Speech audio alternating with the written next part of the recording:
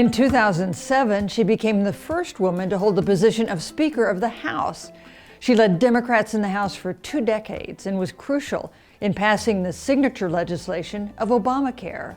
Now, after nearly 4 decades of service, Nancy Pelosi, Democratic representative of California, has announced she will be stepping down in January 2027.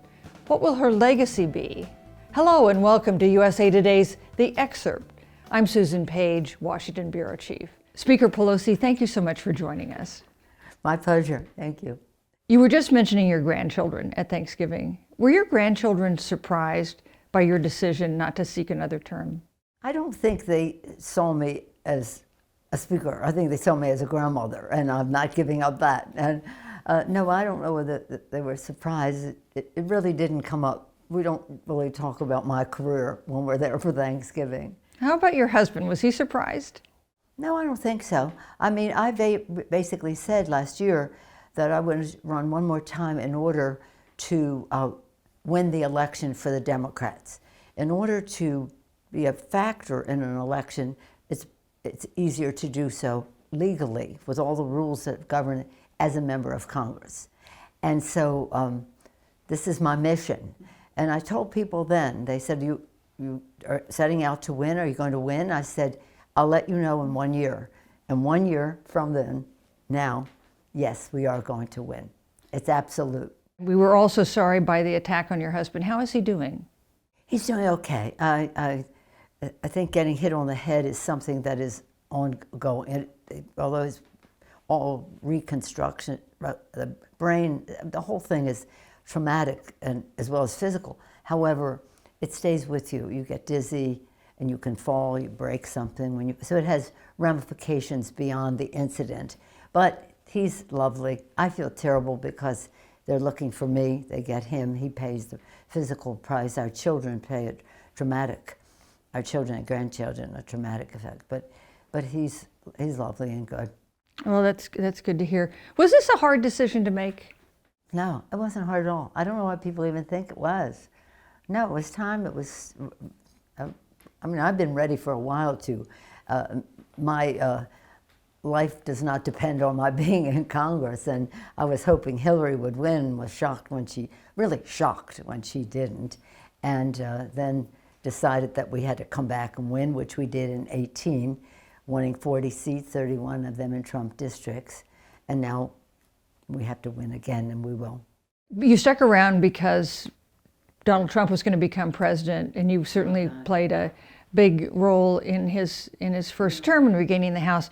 And I know that you're not a person given to regrets, but I wonder if you regret leaving this official job in Washington at a time President Trump is still in power in the White House. No, because I have, shall we say, no power right now, nor would I'll have less when I'm not in Congress. But that doesn't mean I'm without influence.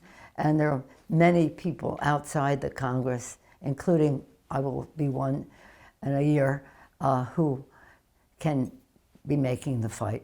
I have no regrets about that. I have regrets because we have great people in our leadership and in the ranks of the Democratic Party in the House. I'm so proud of them. They're going to do a great job, bring a new, fresh perspective. You think Democrats will win the House back in the midterms? I don't think they're going to win. I know the Democrats are going to win. It is absolutely so. We only need 3 seats for Hakeem to be Speaker. I want more like 30, somewhere in between or maybe beyond that. We will win the House. One more thing, touching on the 2024 election. You played a key role in encouraging President Biden to think about withdrawing as the nominee. I know that was tough. Have you and President Biden spoken since then? No, but I want to just recharacterize what you said. My conversations with the president were more about, let's make sure we're understanding what the polls say, and there are certain attitudes that the public have that have they been taken into consideration. If they had sat down with more pollsters, it might have come to a place where we said, this is it, the president should go. But they just decided that their polls were right, and that was that. So I didn't go in there to say to the president, you shouldn't run. I said, we've got to compare polls because we have different numbers. You and President Biden have been friends for so many years. Is it disappointing to you that you haven't spoken? Well, I'm saddened by it because I love him and respect him, but I respect his decision in that regard. He did make a lovely statement when I announced my future plans, and I'm grateful to him for that. It was very lovely, yeah. It's just talking about President Trump, not about his ideology, which of course you disagree with in many ways, but in terms of his health, his cognition, his vigor. Do you have concerns about that or not? I have concerns about it, but it isn't about his ideology. It's about his lack of success. We have an administration that is corrupt, incoherent, chaotic, cruel. Yeah. So if you're talking about policy, that's one thing. If you're talking about what is this guy doing for the American people, it just ain't there, except giving tax cuts to richest people in America while he cuts millions of people out of Medicaid, while he cuts $500 billion out of Medicare, while he says he can't afford, appeals to the Supreme Court to not make him feed the children in the SNAP Act during the shutdown so that he could have more money to give tax cuts to the richest people in America. I think that's sick. I wonder, you're confident Democrats will regain the House in the midterms. Should Democrats think about impeaching President Trump if they do? The person most responsible for impeaching President Trump, when I was Speaker, was President Trump. He gave us no choice. He crossed the line in his telephone call with President Zelensky as one manifestation of his disrespect for the Constitution, his jeopardizing the sanctity of our own elections in our country, and the rest. And then, of course, January 6th.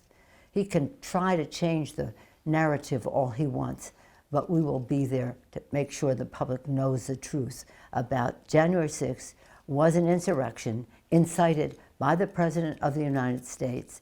Then he goes and pardons people who are beating up cops, thinking he's pro-safety, beating up cops, and then now, listen, look at this, freeing a drug dealer who was president of Honduras, responsible for participating in 400 tons of drugs coming into the United States and saying we're going to jam them up the noses of the gringos, and the president pardons him. And then he's bombing ships that says they have drugs coming into the country. There's something wrong with this picture. Now, okay, let me just say this. That's that. I'm here on the positive side to make sure great people, values-based, honoring the vision of our founders, especially in the year of our anniversary of our country, honoring the vision of our founders, the sacrifice of our men and women in uniform, and the dreams and aspirations of our children.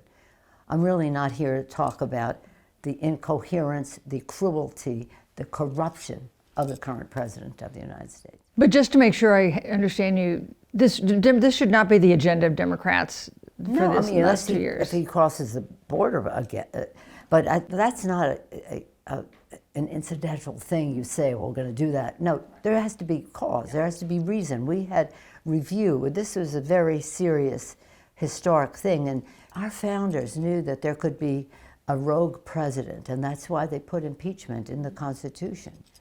They didn't know there'd be a rogue president at the same time, a rogue Senate that didn't have the courage to do the right thing. It was bipartisan in the Senate, but it wasn't enough. You mentioned that you won't have power out of the power that you've had in the past when you're out of Congress, but you will have influence. Tell me what you envision yourself doing after you're out of Congress. Well, there are many options. It's a funny thing because people say that to me and they say, well, what are you going to do next? And how about, would you consider this or that? And I said, I'm old. I don't have to do anything else. But I have the energy. I think it's from being Italian. I think it's from eating a lot of dark chocolate. Whatever it is, I don't ever feel any less energetic than I ever have.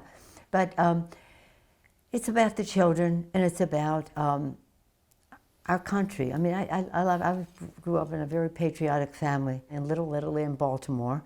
We had, we were devout Catholics. We were proud of our Italian-American heritage. We were fiercely patriotic, and in our case, staunchly Democratic. You see yourself raising money, giving advice. Yeah, all that. Well, advice if people want it. But basically, they have to be themselves. And the best advice I ever got when I was running for office, especially, well, the first time was when I ran for Congress, was just be yourself. The authentic you. That is what matters to people, that the sincerity, the integrity of it all. Is there anything you couldn't do in Congress that you can do when you're out of Congress that you're looking forward to doing? One thing that I say from time to time is being in Congress for all these years, you really don't have as much time as you would like to be a friend. Your friends have ups and downs and this or that, and you really can't be there for them because you have to be there for the vote.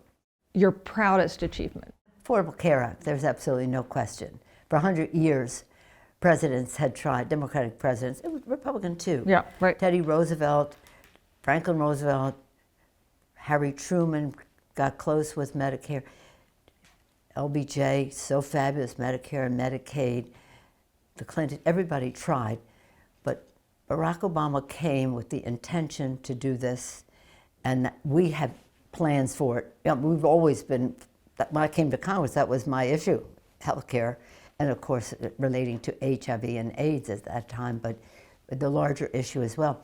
And so when he was president, it gave us the opportunity, and he knew it chapter and verse. But when it's accomplished, it's really an accomplishment. And he called and said, when you pass the bill, I'm happier tonight than I was when I was elected President of the United States. And I said, well, Mr. President, I don't agree. I'm happy tonight, you can be sure. But if you had not been elected President of the United States, we would not have this victory tonight. So that's your proudest achievement. What's been your biggest disappointment? My disappointment, I always have it, and I'll never give up on it, is guns. A four-letter word, guns. Guns. That children would be dying in a classroom, that families, just the saddest thing. But it's about two things. That politicians should think that their political survival is more important than the survival of children and families in our country. And that the gun industry, I'm not talking about lobbyists here, no, I'm talking about the gun industry with endless big money just deciding that they are going to have it their way at the cost of lives in our country so they can make a profit. And it's a global issue too. I mean, you understand that guns are a border issue as well. But they don't care. They just care about making money. So it's money and power, and kids pay the price, and families pay the price. When you arrived, there were 12 Democratic women in Congress. Now there are 96. 96. Quite the increase. Democrats have nominated 2 women for president, and they both lost to Donald Trump. What's the lesson of that experience?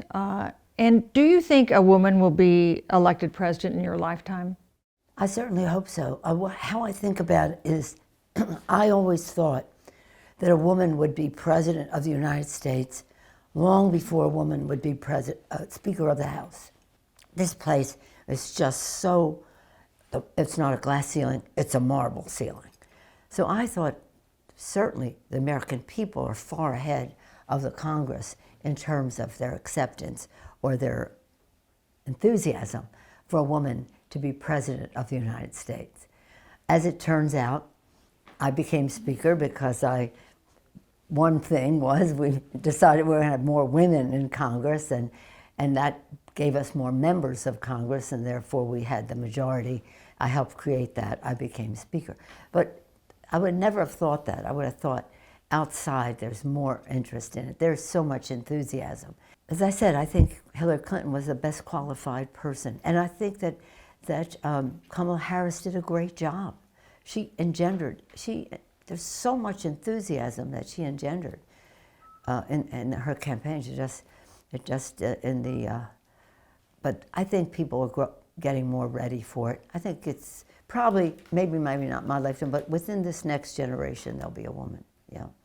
I wonder what you think about the direction of the Democratic Party that you've led for so long. Is Mayor-elect Mamdani the new face, do you think, of the Democratic Party?